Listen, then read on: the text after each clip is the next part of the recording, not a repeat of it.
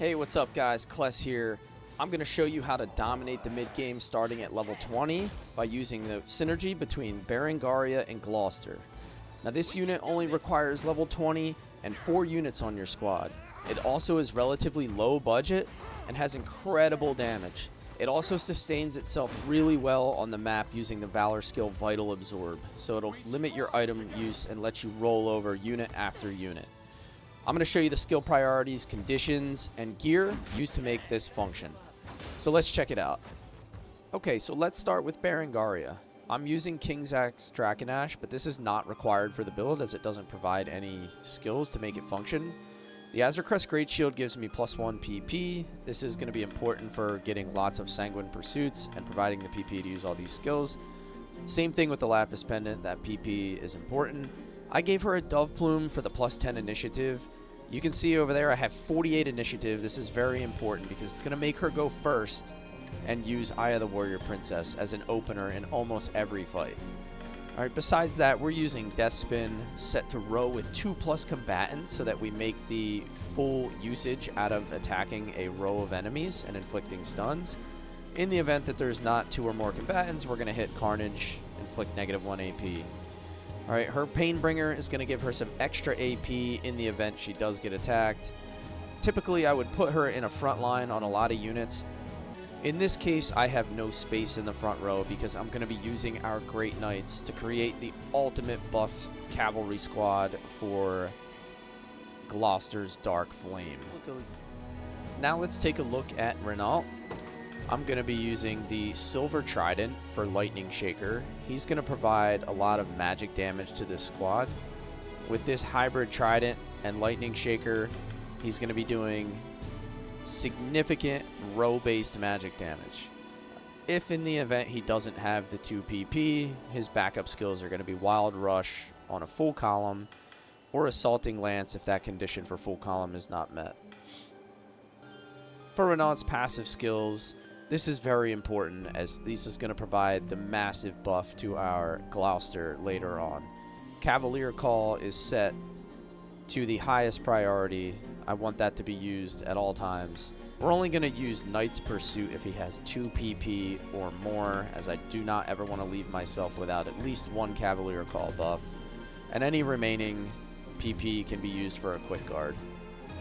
For this squad, our initiative order is going to be important, so you'll see I have 22 initiative on Renault, which is higher than Gloucester. The design of this squad is all about using our Great Knights to buff our cavalry unit in Gloucester, who's going to come in and devastate with his Dark Flame. Okay, let's take a look at Clive. I gave him the Black Iron Spear just for the raw physical damage, very low budget item and low budget build. I'm giving him the Blessed Round Shield for 10% HP after using an active skill, and max HP. This just gives him a little bit more sustainability in the front line. A Carnelian Pendant to give him some extra attacks. I'm going to be using Wild Rush if there's a full column. If not, we're going to target the lowest HP percentage for the Pile Thrust to give us the best chance of getting an AP back. If we don't have 2 AP or more for the Pile Thrust, or a full column to attack, we're going to use that Assaulting Lance to also grant AP. Once again, we're going with Cavalier Call, higher initiative than Gloucester. This is going to provide the 20% attack buff to the whole row of cavalry. Knight's Pursuit if he has 2 PP or more for that follow-up attack, and a Quick Guard if needed.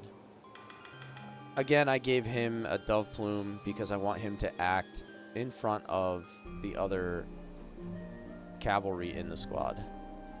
The proper turn order that you're going to need in this squad is ultimately Berengaria first, Clive second, Renault third, and Gloucester fourth. The reason we want that is we want that debuff from Berengaria first, the Cavalier buff prior to our Lightning Shaker, followed by our Dark Flame last with Gloucester. So let's take a look at our finisher, Gloucester. How did I design him? I gave him the Frozen Battle Axe just because it had the highest raw damage. This item is not required for the build. I gave him a Twin Dragon Shield just for some extra guard and physical defense. This is also not required for the build. It's just the highest guard and physical defense shield that I had at the time.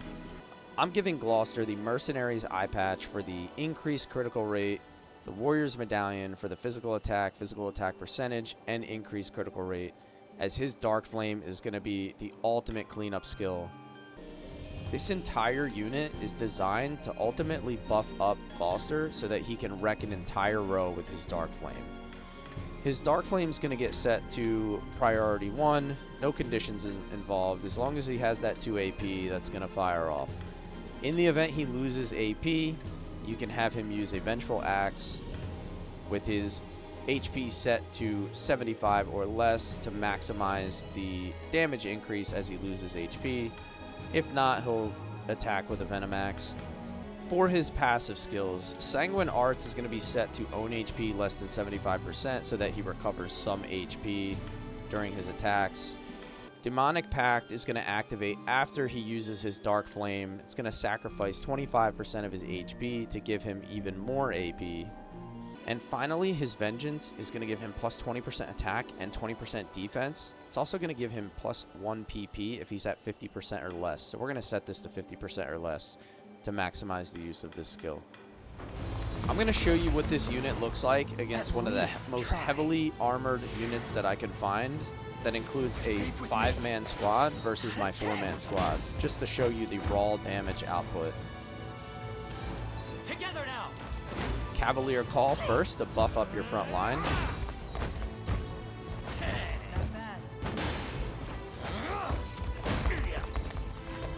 Some follow-up damage from Renault. A second Cavalier Call to buff up again in the front line. Big hybrid magic damage from the Lightning Shaker. And there comes our Dark Flame.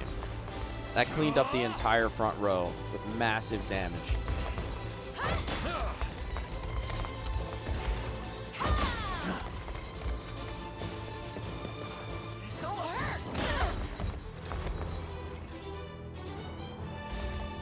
Have my spear.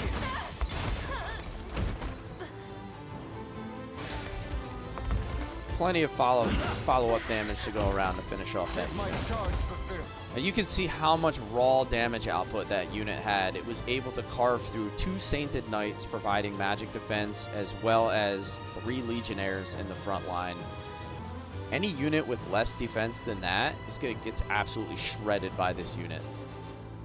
So you can see how this squad functioned with only 4 units on it against a squad of 5 that included heavy armor in the front line with 3 Legionnaires and 2 Sainted Knights for support. That's about the most defense I could find on a squad in the mid-game, and this unit just absolutely chewed through it.